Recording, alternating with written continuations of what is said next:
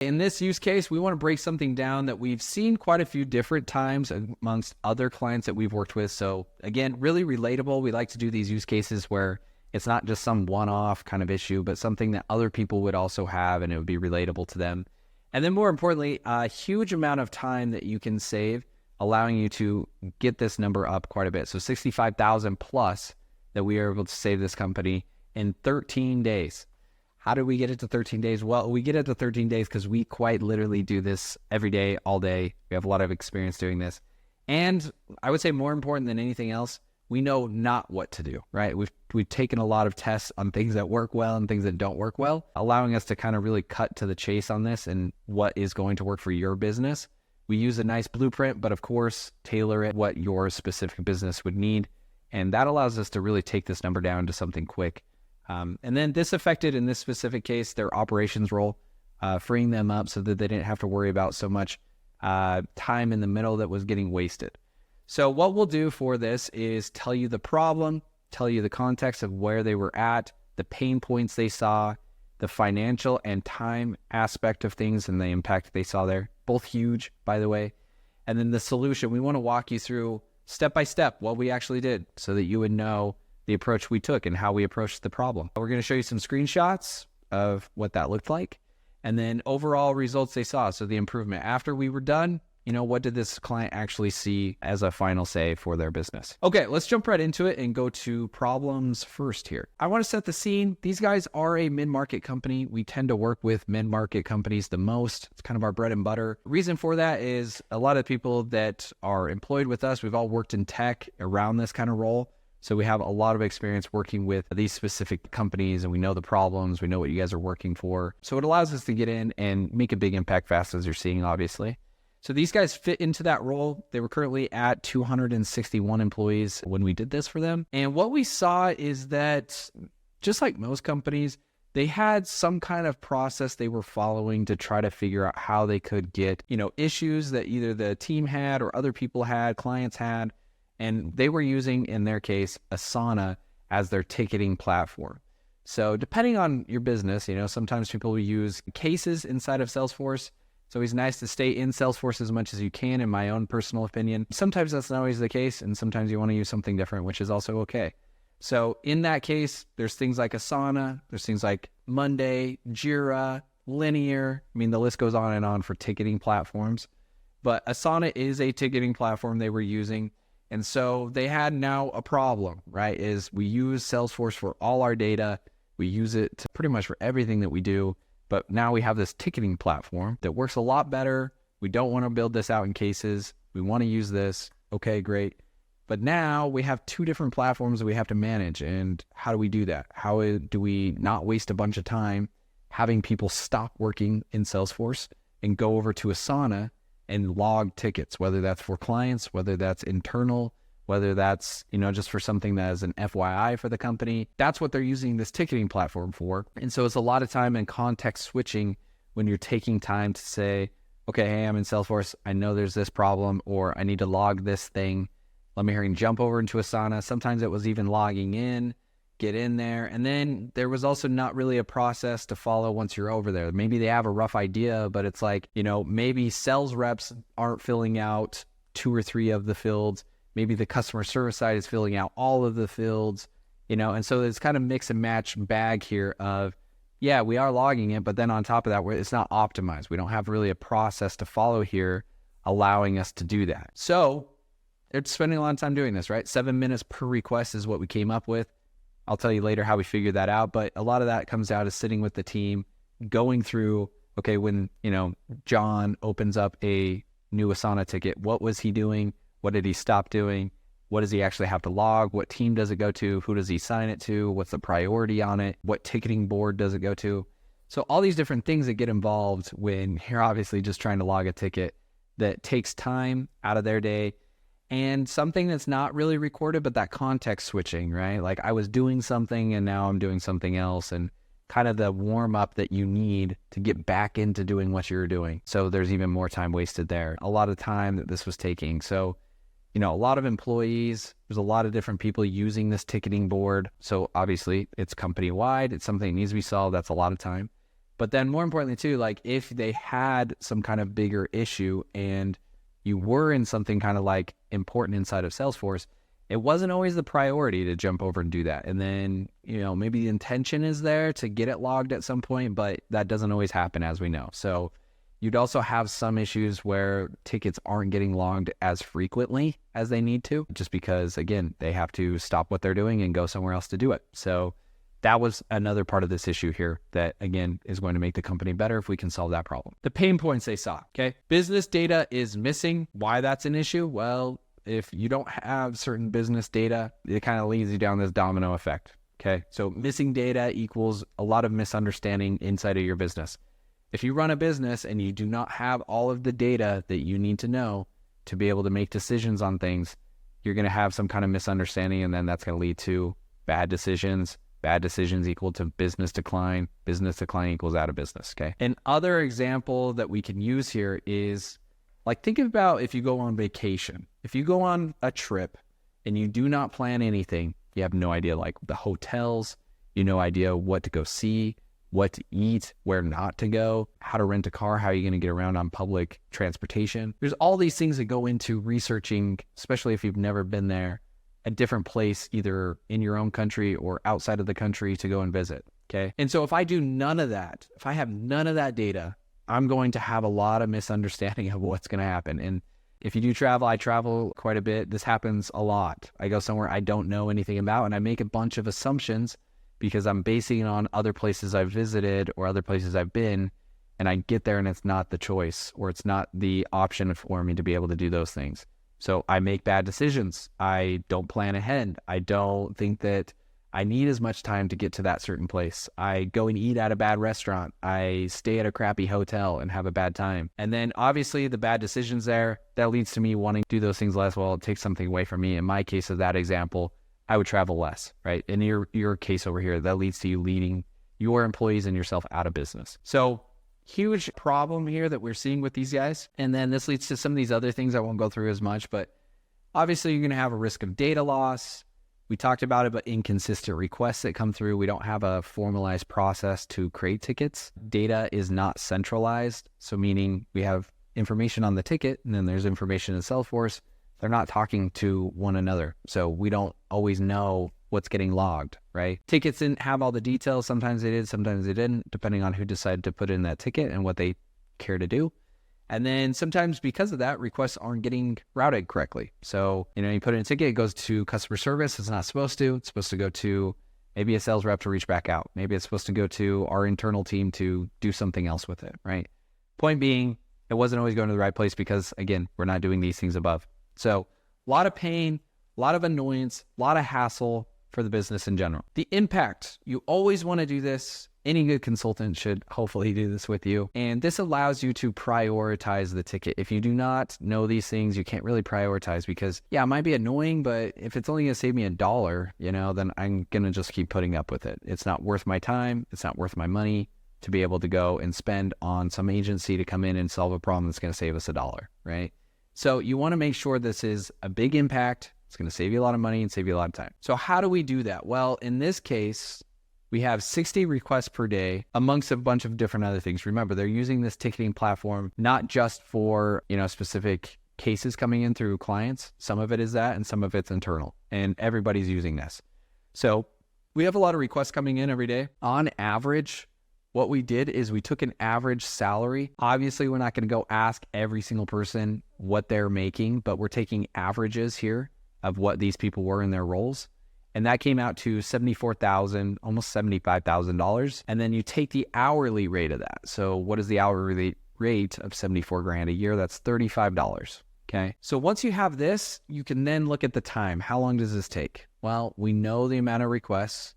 We know the time that it takes. And so we can now add up, well, this is taking roughly 7 hours amongst all these different people who are spending time. It's not 7 hours per person, okay? But all these different people that are spending time on it. The average came out to, 7 hours amongst the entire company's workforce per day that they're using here, okay? So a lot of time amongst the 260 people that are going to be using this on and off throughout the day. So now that you have these two things, you can figure out how big of a priority this is. Once we do that math, That's $65,000 a year that you're just writing off, not really caring about, and it's going towards people spending time doing basically nothing. So you want to solve this. $65,000 is a lot. You could hire people. You could increase your ad spend dramatically. You could market yourself better. I mean, there's so much you could do with 65 grand a year. So huge amount of cost savings. This is crazier to me at times though, like 228 working days among the combined force of the people working there. Okay. Again, 260 employees is what we're looking across, not per person. So 228 working days though, that workforce could be putting towards your business. That's a ton of time. There's 365 days in a year, right? Like we're getting close to somewhere around that halfway point, over the halfway point of how much time is he spent on this, working days through work week, right? A lot of time that they could spend doing their actual jobs. That's what you hire them to do. You hire them to do an expertise, not to come in here and waste time by creating tickets, admin work. That's the dumbest thing to do. And Salesforce is like number one thing that we can automate. So it's kind of a win-win here that we know we can automate this and you're going to save a ton of money doing it. Okay. Solution. Let's talk about what we actually did now that you have the bearing on what the context was for this use case. Okay. All right. Solution. We always, if you've watched any of our videos on this stuff, always follow this step process, this 4-step process. This allows you to have confidence in the solution that we provide, have something reliable, and make sure that we're not just going in there, making something up, and then potentially deleting, ruining information inside of your Salesforce. We do not want to do that. So this process allows us to just be thorough in what we do. So we start off with a discovery. Discovery is, if you had no idea what to do and you hired us, we would come in and the first thing we want to do is look at the big departments or company-wide problems. That's always a good place to start. Why?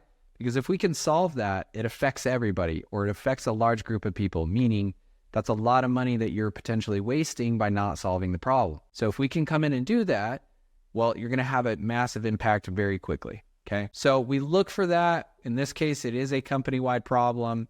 We then monitor that. So in other words, we sit down, okay, what is the process, John? When you go and open up that ticket, like, what do you do? What are the 1, 2, 3, 4, 5 steps every single time that you do? And that leads us into this one. Is it repeatable? Does John do something different every time? Is something different required every time? If so, sometimes those are harder to figure out a solution for, because if you have to think it through, well, that's usually why you hire a person to do it. But if it's repeatable and it's something that you do every time, well, we can automate that process, right? So that's what we would do here. And in this case, this was repeatable.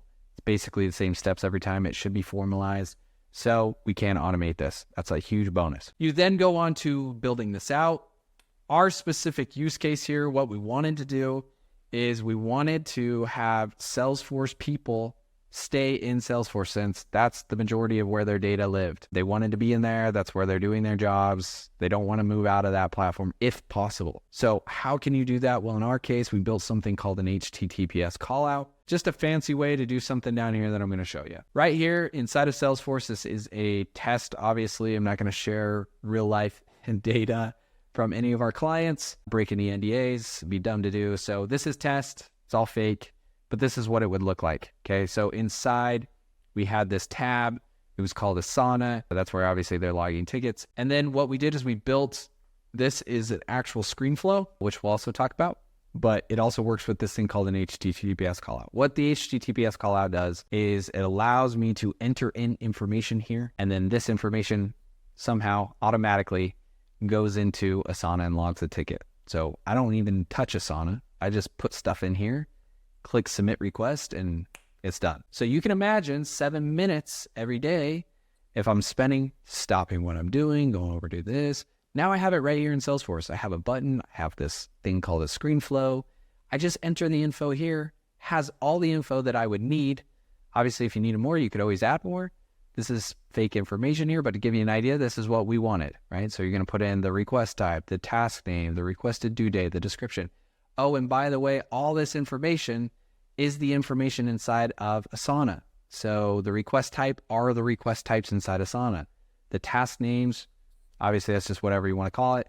Requested due date is in there, what's available, the description. So all this stuff is already in Asana too. So meaning they match one another, right? Or we're not going to send information to Asana that Asana doesn't know what it is. So you enter this in, you click that button, and then there's a ticket logged and it goes to the right person. So it's awesome. Awesome way to do this. That's what this thing is up here. Okay. Screen flow is just this piece of it. So the HTTPS callout is almost like, think of it like the automation. It's the side you're not going to see. It's just the kind of the magic that happens on the back end that takes care of this. The screen flow is this that you interact with it. So in here, it just looks like a kind of like a form that I would fill out. That's what this screen flow is. Okay. The lightning page itself is a whole other topic, so I won't spend as much time on it. But basically, we take that flow that we build on the back end, we drop it into this page, and then that's when you can see it look like this. So as far as you're aware, or any other user for that matter, they just click on this button over here that says Asana, and now this is there for them. So that's how we built this out. We matched those three things together so that they worked in harmony. Okay. How do we do this? Well, 2 quick steps over here. We test. If you're not familiar with the word sandbox, when you get into Salesforce, you have real life data, and we don't want to screw that data up. As I mentioned, we don't want to delete anything. We don't do anything with it. So we create a testing environment called a sandbox, and it allows us to build these things without ruining anything. Okay. So we build it over there. It's not going to ruin anything. We can test it as much as we want and make data up, and it won't ruin anything inside your real Salesforce. So we do that. And then this UAT stands for user acceptance testing. What that is, or what it stands for, just means whoever requested this, we're also going to have them test it too. Because sometimes when you hire a consultant like myself, right, I'm only going to know so much. I don't run your business. So I can come up with scenarios of what I think might happen. But the person who requested it, they're probably going to know all the situations of what will happen. So we want them to test it and make sure it works to every degree that they want it to work to. Once they give us a thumbs up or an approval, we then take what we built in our testing environment and we put it into your real life Salesforce, which is called production. So we put it inside there, we activate it, and then we test it one more time to make sure it works inside your real Salesforce. Okay. So all these steps, like I said, gives us the confidence that whatever we built is reliable, it's going to work, we've tested it, and other people are aware of what we built too, which is also just as important. That way, if we ever leave, they know how it works too. Okay. You saw the screenshots. That's what we built. Recap. What did they see after this? Well, massive amount of cost reduction. As you just saw, scroll back up to that awesome number of $65,000 plus every single year. So we were able to save them that amount of money again in just a small 13-day period of time. Okay. So huge amount of cost reduction. They make more money by having the people they hire as experts to do their actual job now. They're not sitting here doing things that don't pertain to their job. And then what every company wants, we can scale better, we can scale faster. Why? Because what we built is reliable. We know we can trust it. We can be confident in it. So now whatever we want to do moving forward, it's a lot easier to do that. We have a more simplified business, right? That's what you want to be doing. 13 days to get it done. I like using this example at the end. What this amounted to is basically what the customer paid us and what they received in return equals this ratio. It would be like giving me $1, you're going to pay $1, and then I'm going to give you $8 back. So it's a huge return on your investment with the amount of money you're paying us to what you're actually going to get back on this use case. So it's kind of a no-brainer. I don't know anybody out there who wouldn't want to pay somebody $1 to have them give you $8 back. So I always like using this analogy at the end, just so you have a real idea of the sense of accomplishment that we're able to get done for your business. Okay. So overall, if this is something relatable to you, you have a ticketing platform that you want to integrate with Salesforce, or maybe it's just not as organized as you want it to be, then this is a perfect fit for you. What you can do is contact me, my team at Simple Salesforce, either our website or any social media link that you know us by. And what we offer is a free business consultation. If you are on our website, you've probably seen those buttons all over. What you can do is get a Calendly with me or someone else on the team, and we will actually just make sure that everything is going to be a good fit for you first. We don't want to join your company if we're not a good fit, obviously. So we will spend 30 minutes with you for free, vet out what it is that you're going through, all your problems. And then if we are a good fit, awesome. We'll come up with a quick contract, figure out what we need to do, and get started right away. So it's a really smooth process to get started. And then more importantly, we're also going to make sure that we're just a good fit before we even jump in. So take advantage of that and hit us up, like I said, me or my team, and we'll see you over there. Appreciate it.